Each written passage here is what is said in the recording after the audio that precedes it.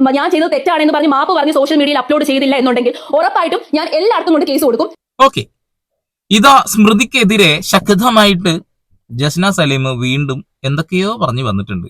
അതേപോലെ തന്നെ ഈ ജസ്ന സലീമിനെ വെല്ലുവിളിക്കുന്ന കുറച്ച് വോയിസും ഇവർ പുറത്തുവിട്ടിട്ടുണ്ട്. ഒരു ന്യായീകരണ സംഭവങ്ങളും അല്ലെങ്കിൽ ഒരു വെല്ലുവിളിയൊക്കെ ആയിട്ട് തന്നെയാണ് ജസ്ന സലീം എന്ന് പറയുന്ന ഒരു വ്യക്തി വീണ്ടും രംഗത്ത് വന്നിട്ടുള്ളതാണ്. ഇവർ ഓരോ സമയത്തും ഓരോ ട്രാക്കായിരുന്നു. ഒരിക്കൽ ശ്രീകൃഷ്ണന്റെ ഫോട്ടോ വിൽപ്പനയും മറ്റുള്ള ചിത്രം വരെയും കാര്യങ്ങളും മാത്രമായിരുന്നു.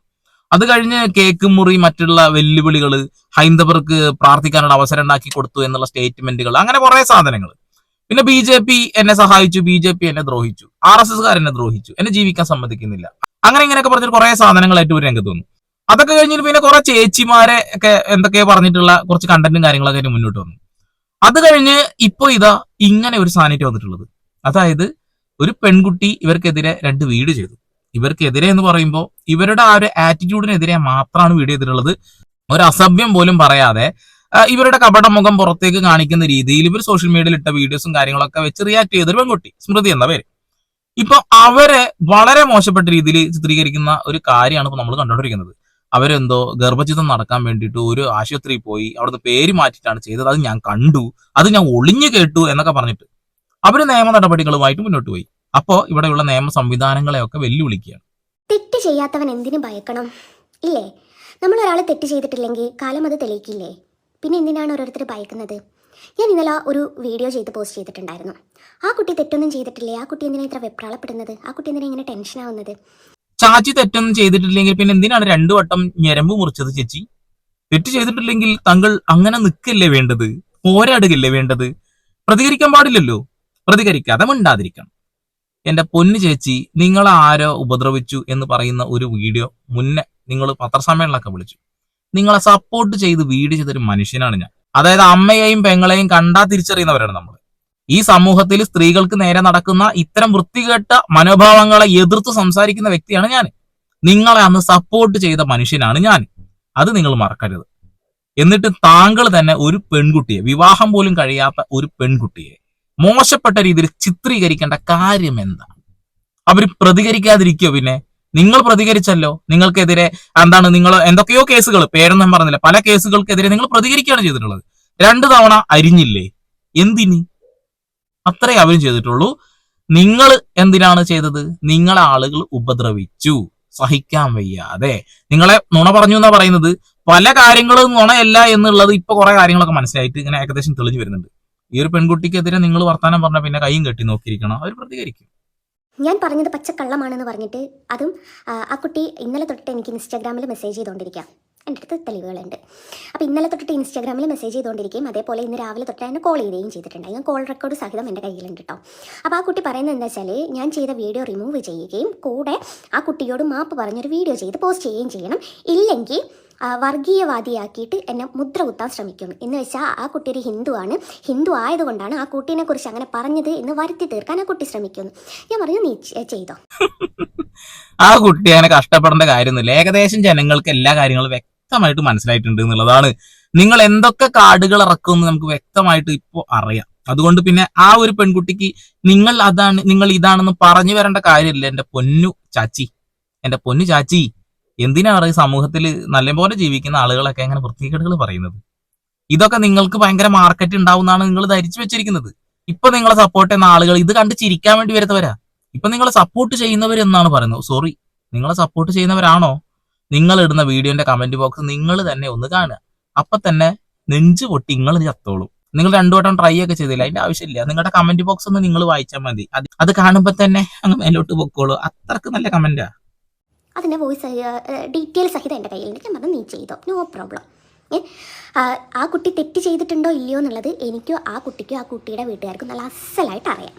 അപ്പോൾ പിന്നെ ഈ കുട്ടി എന്തിനാണ് എന്നെ വിളിച്ചിട്ട് ഇങ്ങനെ ഭീഷണിപ്പെടുത്തുന്നത്? ഇങ്ങനെ എഴുതാപ്പുറങ്ങൾ, അതായത് ആ കുട്ടിയുടെ വീട്ടുകാർക്ക് അതറിയാം, ആ കുട്ടിക്ക് അതറിയാം, പിന്നെ എന്തിനാണ് എന്നെ വിളിച്ച് ഭീഷണിപ്പെടുത്തുന്നുള്ളത്? നിങ്ങളാണ് ഇങ്ങനെ ഒരു കാര്യം പുറത്തേക്ക് പറഞ്ഞിട്ടുള്ളത്. നിങ്ങൾ ചെയ്തത് തെറ്റാണ് എന്ന് അവർ ചൂണ്ടിക്കാണിച്ചുകൊണ്ട് നിങ്ങളെ ഭീഷണിപ്പെടുന്നുണ്ടെന്നുണ്ടെങ്കിൽ, അവർക്ക് ആർജവമുണ്ട് എങ്കിൽ തീർച്ചയായിട്ടും അവർ തെറ്റുകാരല്ല എന്ന് തന്നെ പറയേണ്ടി വരും. ഈ വീഡിയോയിൽ ഒരു വോയിസ് ഉണ്ട്. ആ വോയിസ് കേട്ടാൽ കൃത്യമായിട്ട് മനസ്സിലാവും. ഇവിടെ ജസ്ന സലീം എന്ന് പറയുന്ന ഈ ഒരു വ്യക്തി ഇന്ന ഒരു സംഭവം ഇന്ന രീതിയിൽ കണ്ടു എന്ന് വിവരിക്കുന്നുണ്ട്. അതും കൂടി കേട്ടതിന് ശേഷം നമുക്ക് അതിലേക്ക് കടക്കുക നല്ലത്. ഇവരുടെ മുഖത്ത് നിന്ന് തന്നെ നിങ്ങൾക്ക് ഏകദേശം ഒരു ഐഡിയ കിട്ടും ഇവരെന്തിനാണ് ഇത് പറയുന്നത് എന്നുള്ളത്. ഇവർക്കെതിരെ ആ ഒരു പെൺകുട്ടി വീഡിയോ ചെയ്ത് ഇഷ്ടപ്പെട്ടില്ല. ആ ഒരു വീഡിയോയിലൊന്നും ഒരു വൃത്തികേടും പറഞ്ഞതായിട്ട് ഞാൻ കണ്ടിട്ടില്ല. അപ്പം ഞാൻ പറഞ്ഞു, ഞാൻ ആ വീഡിയോ റിമൂവ് ചെയ്യണമെന്നുണ്ട്. നീ എന്നെക്കുറിച്ച് അന്ന് കണ്ട അന്ന് തൊട്ടിട്ട് നീ എന്നെക്കുറിച്ച് വേണ്ടാതീരം പറഞ്ഞിട്ട് വീഡിയോ ചെയ്യുന്നില്ലേ, അത് നീ റിമൂവ് ചെയ്താൽ ഞാൻ ഇത് റിമൂവ് ചെയ്യുമെന്ന് പറഞ്ഞു. എന്റെ പൊന്നു ചേച്ചി, നിങ്ങളെ ഒരു കാര്യം ചെയ്യും, നിങ്ങൾക്ക് എന്തെങ്കിലും പ്രശ്നങ്ങൾ ഉണ്ടെന്നുണ്ടെങ്കിൽ, അതായത് നിങ്ങൾക്കെതിരെ ഇതാ ഈ ഒരു പെൺകുട്ടി വൃത്തികേടുകൾ പറയുന്നു എന്നുള്ള ഒരു ബോധം നിങ്ങൾക്ക് തോന്നുകയാണെങ്കിൽ, വൃത്തികേടൊന്നും പറയുന്നില്ല, നിങ്ങൾക്ക് അങ്ങനെ തോന്നുകയാണെങ്കിൽ തന്നെ ഒന്നല്ലെങ്കിൽ നേരിട്ട് വിളിക്കാം, അല്ലെങ്കിൽ നിങ്ങൾ കേസ് കൊടുത്ത് കേസിന്റെ അടിസ്ഥാനത്തിൽ മുന്നോട്ട് പോട്ടെ. അതല്ല ചെയ്യേണ്ടത്. ഇങ്ങനെ ഒരു വൃത്തികേട് പറയുകയാണോ വേണ്ടത്? നിങ്ങൾക്ക് ഇനി നാറാൻ എന്തെങ്കിലും ഉണ്ടോ? ഇല്ല, ഒന്നുമില്ല. അമ്മാതിരി നാറ്റക്കേസായിട്ട് നിങ്ങളിപ്പോൾ മുന്നോട്ട് പോയിക്കൊണ്ടിരിക്കുകയാണ്. എന്താണ് നാറ്റക്കേസ്? ഒന്ന്, ഹൈന്ദവർക്ക് ഞാൻ ഈ വിളക്ക് വെച്ച് പ്രാർത്ഥിക്കാൻ അവസരം ഉണ്ടാക്കി കൊടുത്തു എന്നുള്ളത്. കാലങ്ങളായിട്ട് ഇവർ ഈ വിളക്ക് വെച്ച് പ്രാർത്ഥിക്കുന്നുണ്ട്. അവർക്ക് ഇപ്പൊ പുതിയ ഒരാളുടെ ആവശ്യമില്ല. രണ്ടാമത്തെ കാര്യം എന്ന് വെച്ചിട്ടുണ്ടെങ്കിൽ, ഒരുപാട് ഭക്തജനങ്ങളായ ആളുകൾ ഗുരുവായൂർ അമ്പലനടയിൽ പോയിട്ട് അവരുടെ ഒരു ആൽബത്തിൽ ഒരു ഫോട്ടോ വെക്കണമെന്ന് ആഗ്രഹിച്ചിട്ട് ഒരു ഫോട്ടോ എടുക്കാൻ പോലും പറ്റാത്ത രീതിയിൽ ആക്കി വെച്ചിട്ടുണ്ട്. അതായത് കോടതി നേരിട്ട് ഇടപെടുക നിങ്ങളുടെ കാരണം കൊണ്ടാ. നിങ്ങളുടെ ആ ഒരു ഇമേജ് അതോട് കൂടിയിട്ട് ഇല്ലാണ്ടായിട്ടുണ്ട്. ഇപ്പൊ പുതിയ പരിപാടിയായിട്ട് വന്നിക്കുക, മറ്റുള്ള സ്ത്രീകളെ അപമാനിച്ചുകൊണ്ട്. കൊള്ളാം ചേച്ചി, കൊള്ളാം. എത്രത്തോളം ഗൗരവമായിട്ടുള്ള ഒരു കാര്യം ഇപ്പൊ ചെയ്തു എന്നുള്ളത് ചേച്ചി കേസ് വരുമ്പോഴേ മനസ്സിലാക്കുള്ളൂ. അപ്പോൾ ആ കൊച്ചു പറയുന്നത് അത് അവൾക്ക് റിമൂവ് ചെയ്യാൻ പറ്റൂല. അപ്പോൾ ഞാൻ പറഞ്ഞു, ഓക്കെ, എന്നാൽ നീ റിമൂവ് ചെയ്യണ്ട, അങ്ങനെ തന്നെ പോകട്ടെ. അവൾ നിയമപരമായിട്ട് പോവുകയാണെങ്കിൽ പോയിക്കോട്ടെ. കാരണം ഈ നിയമം എന്ന് പറയുന്നതൊക്കെ ഈ ഡീറ്റെയിൽ ആയിട്ട് അന്വേഷിക്കല്ലോ. ആ കൊച്ചു കൊയിലാണ്ടി വന്നിട്ടുണ്ടോന്നും ഇങ്ങനെ ഒരു ഡോക്ടറെ കാണിച്ചിട്ടുണ്ടെന്നും. വേറൊരു കാര്യം പറയട്ടെ, എന്റെ പൊന്നു ചേച്ചി, നിങ്ങൾ കാര്യം മനസ്സിലാക്കണം. അവരൊരു കേസ് അങ്ങ് കൊടുത്തു തന്നെ കൂട്ടുക.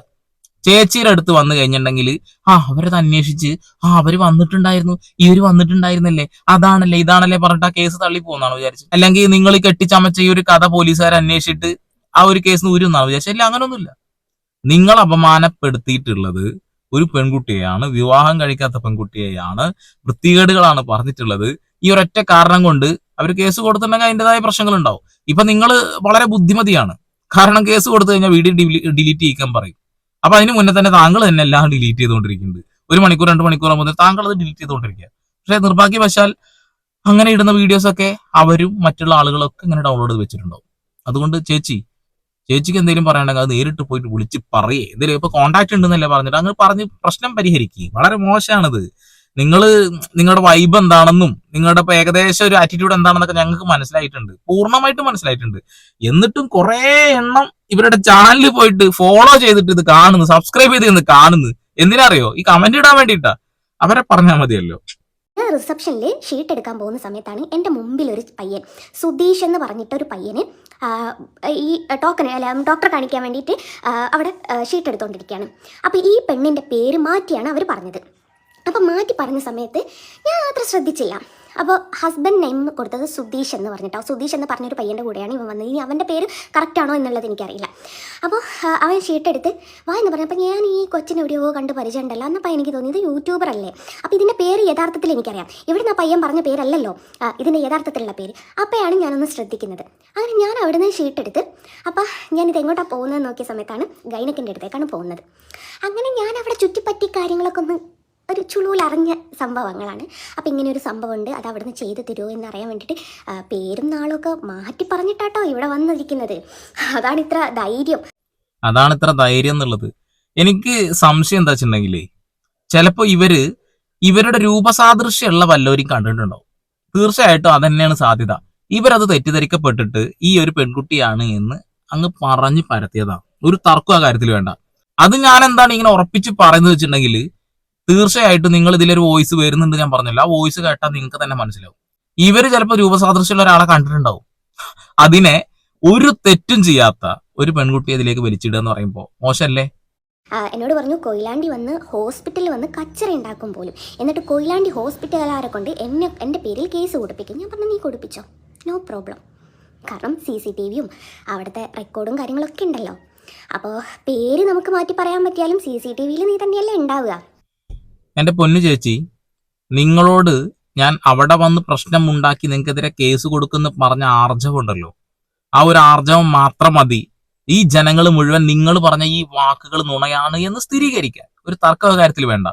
വലിയ വായയുണ്ട് എന്ന് കരുതി, വലിയ നാക്കുണ്ടെന്ന് കരുതി എന്ത് ഊളത്തരം വിളിച്ച് പറയാം എന്നുള്ള ബോധമാണ് നിങ്ങൾ ആദ്യം മാറ്റിക്കളയേണ്ടത്. നിങ്ങൾക്കെതിരെ ചെയ്ത വീഡിയോസ് നിങ്ങൾ എന്ത് വൃത്തികേടാണ് ആ പെൺകുട്ടി പറഞ്ഞിട്ടുള്ളത്, നിങ്ങൾ അതൊന്ന് തെളിയിക്ക്. എന്തെങ്കിലും വൃത്തികേട് പറഞ്ഞിട്ടുണ്ടോ? നിങ്ങൾ കപട വിശ്വാസിയാണ് എന്നുള്ള കാര്യത്തിൽ ഒരു തർക്കവും വേണ്ട. നിങ്ങൾ ജനിച്ചു വീണ മതത്തിനെയാണ് നിങ്ങൾ സ്നേഹിക്കുന്നതും അല്ലെങ്കിൽ അതിലാണ് വിശ്വസിക്കുന്നത് എന്ന് പറയുന്ന അതേ ആള് തന്നെയാണ് ഹൈന്ദവ വിശ്വാസ പ്രകാരം അവർ വിശ്വസിക്കുന്ന ഒരു ദൈവത്തെയും കൂടി വിശ്വസിക്കുന്നത്. അല്ലെങ്കിൽ അതാണ് എന്റെ ജീവിതം, അതാണ് ഇതാണെന്നൊക്കെ പറഞ്ഞുകൊണ്ട് വരുന്നത്. അതായത് നിങ്ങൾക്ക് ബാലൻസിങ് പോലും ഇതിൽ ചെയ്യാൻ കഴിയുന്നില്ല എന്നുള്ളതാണ്.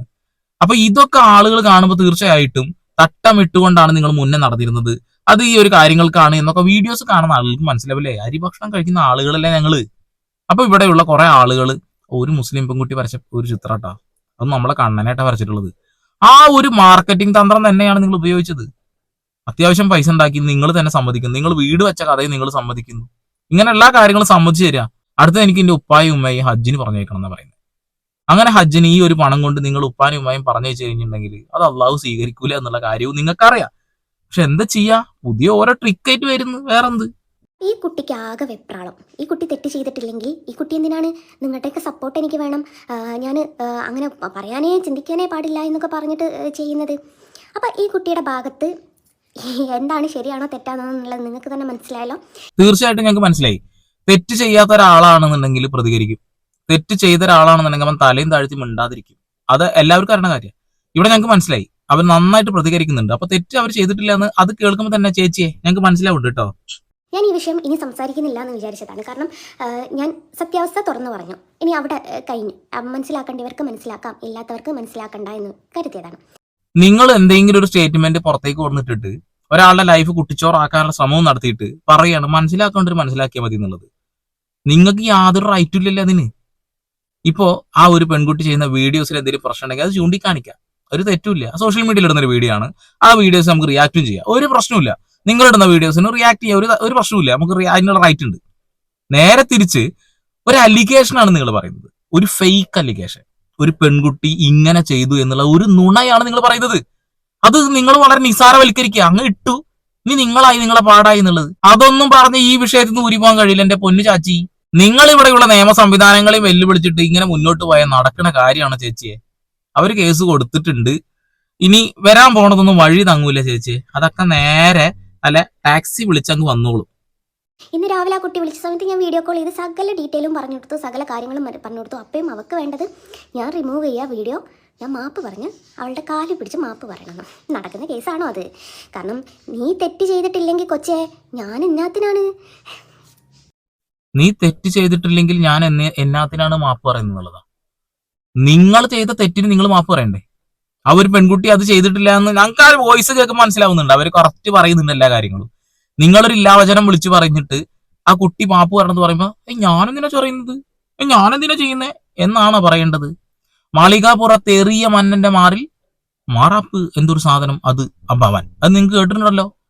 നിങ്ങൾ ആദ്യം പൊക്കി പറഞ്ഞിട്ടുണ്ടായിരുന്ന BJP-ക്കാരാ അറസ്റ്റുകാരാ, അതേ ആളുകൾ തന്നെ താഴെ ഇട്ടില്ലേ. നിങ്ങൾ കുറെ സ്ത്രീകൾക്കെതിരെ വീഡിയോ ഒന്നില്ലേ? നിങ്ങൾക്ക് അറിയാത്ത ഒരുപാട് പ്രശ്നങ്ങളുണ്ട്. അവരൊക്കെ എത്ര സ്ട്രോങ് ആയിട്ടാണ് നിങ്ങൾക്ക് എതിരെ ശബ്ദിക്കാൻ പോണെന്ന് നിങ്ങൾ കാണാൻ കിടക്കുന്നുള്ളൂ.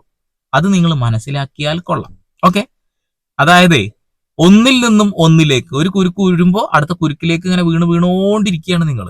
അത് ഞങ്ങൾ മനസ്സിലാക്കുന്നില്ല എന്നുള്ളതാണ്. ഇപ്പൊ നിങ്ങൾക്ക് ഹൈന്ദവ സമൂഹത്തിൽ നിന്നുള്ള സപ്പോർട്ടില്ല, ഇസ്ലാം സമുദായത്തിന് സപ്പോർട്ടില്ല.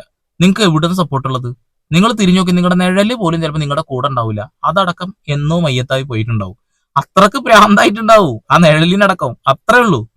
ഇല്ലാവചനങ്ങളാണ് പറയുന്നത്. ഈ ഇല്ലാവചനങ്ങൾ പറഞ്ഞിട്ട് ഈ വീഡിയോ ഒരു 2-3 മണിക്കൂർ ഡിലീറ്റ് ചെയ്ത് കളഞ്ഞു കഴിഞ്ഞിട്ടുണ്ടെങ്കിൽ ഇത് എത്തേണ്ടത്തിൽ ആരുടെ കയ്യിലെത്തുമല്ലോ. ആ ഒരു പെൺകുട്ടിയുടെ ലൈഫായിട്ട് കുട്ടിച്ചോറാവുമല്ലോ. നിങ്ങൾ ചെയ്ത പോലെ പൊട്ടത്തരങ്ങളൊന്നും ആ പെൺകുട്ടി ചെയ്യില്ല, ശക്തമായിട്ട് നിലപാടെടുത്ത് മുന്നോട്ട് വരും. എന്നിട്ടാ പറയുന്നത് തെറ്റ് ചെയ്തിട്ടില്ലെങ്കിൽ മിണ്ടാതിരുന്നാ പോരെ എന്നുള്ളത്. ആരാണ് ഈ പറയുന്ന നോക്കണം കേട്ടോ.